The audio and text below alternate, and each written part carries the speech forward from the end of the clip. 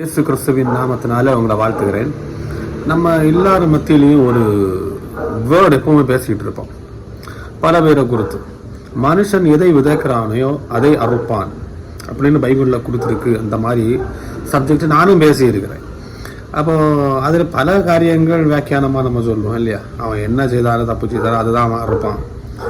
அப்போ அது ஒரு சைடு நம்ம காலப்போக்கில் பேசிகிட்டு இருக்கிற ஒரு சம்பவம். ஆனால் உண்மையிலே அந்த வசனத்துக்கு அர்த்தம் என்னன்னு உள்ளதை நீங்கள் கண்டிப்பாக ஆழமாக படிச்சீங்கன்னா எல்லாரும் அந்த சம்பவத்துக்குள்ளே மாட்டி தான் இருக்கும் நம்ம சொல்ல வேண்டிய சூழ்நிலையில் வந்துடும். அது எதில் கொடுத்துருக்குன்னா, கலாத்தியர் 6ஆம் அதிகாரம் 7-8, மனுஷன் எதை விதைக்கிறானோ அதை அறுப்பான், தன் மாம்சத்துக்கென்று விதைக்கிறவன் மாம்சத்தினால் அழிவை அறுப்பான், ஆவிக்கென்று விதைக்கிறவன் ஆவியினாலே நித்திய ஜீவனை அறுப்பான். இப்போ 2 கொடுத்துருக்கு. மாம்சத்துக்கென்று ஒரு அறுவடை, ஆவிக்கென்று ஒரு அறுவடை. அப்போ மாம்சத்துக்கென்று நாம் விதைக்கிற என்ன காரியமோ அதை வசனம் என்ன சொல்லுதுன்னா, அது அவனுக்கு மரணத்துக்கு ஏதுவானதா இருக்கிறது. ஆவிக்கு ஏதுவா எதை விதைக்கிறானோ அது அவனுக்கு நித்திய ஜீவனா இருக்கிறது. அப்போ இந்த 2 கான்செப்ட் என்ன, இந்த உலகத்தில் இருக்கும் பொழுது நாம் எடுக்க வேண்டிய தீர்மானம் தான். இந்த பைபிள் சப்ஜெக்ட் எடுத்தாலே தீர்மானம் எடுக்க வேண்டியது மனுஷோடைய கைகளில் தேவன் கொடுத்துருக்கிறார். வசனம் நிறைய கொடுத்துருக்கு, பைபிள் நம்ம கையில் இருக்கு, இயேசு கிறிஸ்துவை அறிந்திருக்கிறோம், அல்டா பரிசுத்தாயை பெற்று கொண்டிருக்கிறோம், அதில் நான் ஞானஸ்தானம் எடுத்திருக்கலாம், ரட்சிக்கப்பட்டிருக்கலாம். எதுவாக இருந்தாலும் தீர்மானம் எடுக்க வேண்டிய பொறுப்பும் நம்ம கையில் தான் கொடுத்துருக்கு. ஒரு 80 வருஷம் ஒருத்தன் உயிரோடு இருக்கிறான்னா 80 வருஷம் ஒரு கிறிஸ்டியன் லைஃப், இல்லாட்டா ஒரு இயேசு கிறிஸ்துவை அறிந்து அதன்படியாக வசனத்தின்படியாக ஜீவிக்கிறவங்களுக்கு ஸ்டில் லாஸ்ட் அவங்களுக்கு பிரச்சனை தான். அதில் மாற்று கருத்தே கிடையாது. நம்ம சுகபோகமாக வாழ்கிறோன்னா அதில் எங்கேயோ ஒரு இடத்துல நம்ம தப்பி போகிற ஒரு அனுபவமாக இருக்குது. தப்பி போகிற அனுபவம்னா என்ன சொல்கிறதுன்னா, கஷ்டமில்லாத ஒரு வாழ்க்கையை வாழ்ந்து கொண்டிருந்தால் அதில் நம்ம கரெக்டாக போகிறோமான்னு உள்ளதை நம்ம யோசிக்கணும். அதில் ரொம்ப முக்கியம். இதில் என்ன கொடுத்துருக்குன்னா, விதைக்கிறத வெற்றி கொடுத்துருக்கு. அப்போ தன் மாம்சத்துக்கென்று விதைக்கிறவன் மாம்சத்தினாலே அழிவை அறுப்பான். மாம்சத்துக்கென்று விதைக்கிறவன்னா இந்த உலகத்தில் தேவையான ஒரு காரியத்துக்கென்று விதைக்கிற ஒரு விதை. நம்முடைய மாம்சம், என்னுடைய சிந்தை, என்னுடைய செயல்பாடுகள், என்னுடைய பேரு பதவி, இந்த உலகத்தில் இருக்கும் பொழுது நான் எப்படி இருக்கணும் அப்படின்னு தீர்மானித்து விதைக்கிற விதைகள்.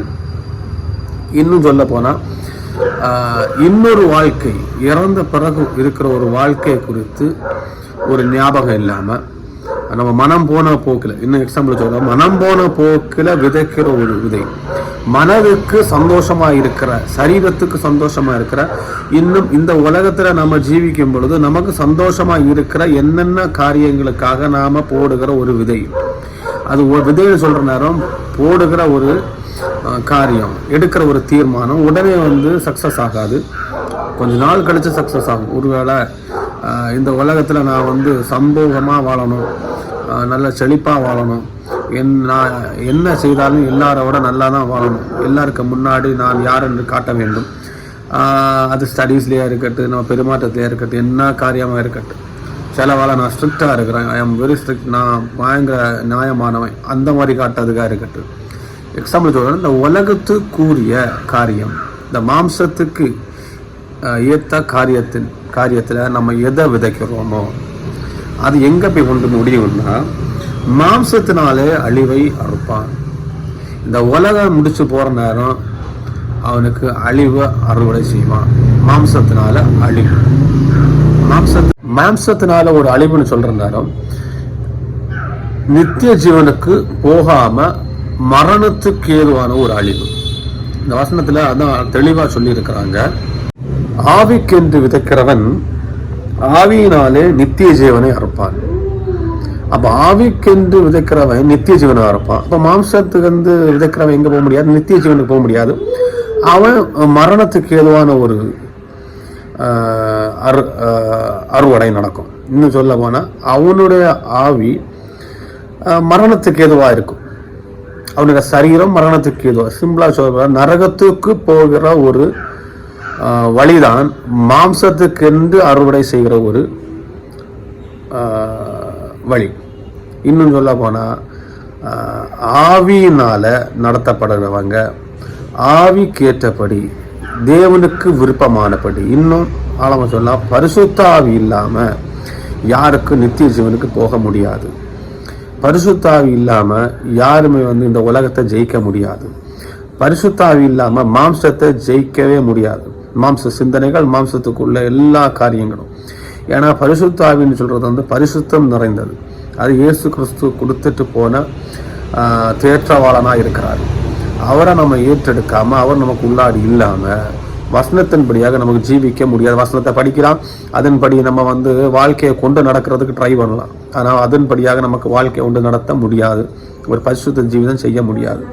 அப்போ அந்த ஆவிக்கேற்றபடி, ஆவிக்கென்று விதைக்கிறவன், இன்னும் சொல்ல போனால் ஆவிக்கென்று நம்முடைய விதை தொடங்கணும்.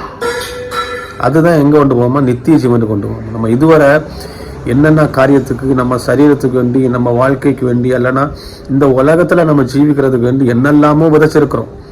பிஸ்னஸ் படிப்பாக இருக்கட்டும், இல்லைன்னா என்னென்ன காரியங்களோ, இன்னும் பாவம் நிறைந்த அநேக காரியங்கள் கூட நம்ம விதைச்சிருக்கலாம். ஆனால் அதெல்லாம் நம்மளை எங்கே கொண்டு போகணும்? மரணத்துக்கு தான் கொண்டு போகும். பைபிள் தெளிவாக சொல்லுது, அதில் மாற்றுக்கிறதே கிடையாது. நம்ம வாழ்க்கை முடியும் பொழுது நம்ம நேர நரகத்தில் தான் போயிருப்போம். அக்னி கடலில் போய் விழுந்துருவோம். அவ்வளோதான். அதுக்கு மேலே ஆன்சர்ஸ் ஒன்றும் கிடையாது. ஆனால் இது எனக்கு ஆவிக்கு வேண்டி, எனக்கு உள்ளார்ந்த மனுஷனுக்கு வேண்டி நான் என்ன விதைக்கிறேன், நான் என்ன செய்திருக்கிறேன், பாவத்திலேருந்து வெளியே வந்திருக்கிறேன்னா, அநேக தேவையில்லாத பழக்கங்கள்லேருந்து நான் வெளியே வந்திருக்கிறேன்னா, என்னோட வாழ்க்கை, என்னோட ஆவி நல்லா இருக்கணும், தேவனோடு நான் இசைந்து இருக்கணும். இது இல்லை வாழ்க்கை. எனக்கு இன்னொரு வாழ்க்கை இருக்குன்னு ஒரு சிந்தனை நமக்குள்ளாடி இருக்கா? அப்படி அதற்கு வேண்டி எடுக்கிற ஒவ்வொரு ஸ்டெப், பைபிள் வாசிக்கிறதா இருக்கட்டும், ஜெபமாக இருக்கட்டும், தியானமாக இருக்கட்டும், தேவனுக்கு உந்த வசனமாக இருந்து அதன்படியாக வாழ்கிற ஒரு வாழ்க்கை, அது கஷ்டமான வாழ்க்கை தான். இந்த உலகத்தில் கஷ்டமான வாழ்க்கை தான்.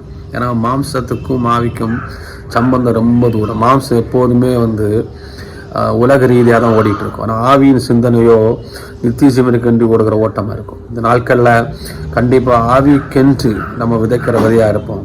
நம்மளோட ஆவிக்கென்று நம்ம என்ன பண்ணுறோம், அது ரொம்ப முக்கியம். அதுதான் நம்மளை நித்திய ஜீவனுக்கு கொண்டு போகிற ஒரு வழியாக இருக்கும். பரிசுத்த ஆவி எல்லாரும் பெற்றுக்கொள்ளுங்க. இயேசு கிறிஸ்து நாமத்தினாலே ஆமென்.